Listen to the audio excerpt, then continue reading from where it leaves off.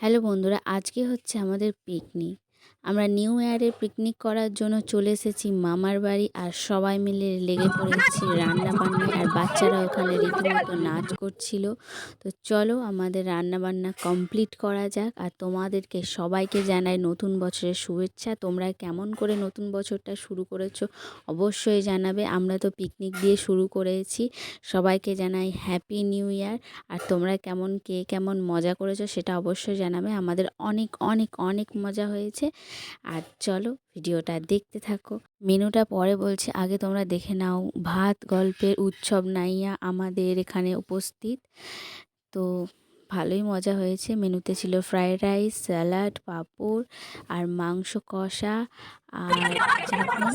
তো চলো 12টা না বাজে আমরা এখন খাবো না, তো একটু নাচ গান হয়ে যাক, তারপরে হবে খাওয়া দাওয়া। এখনকার মতো বাই বাই।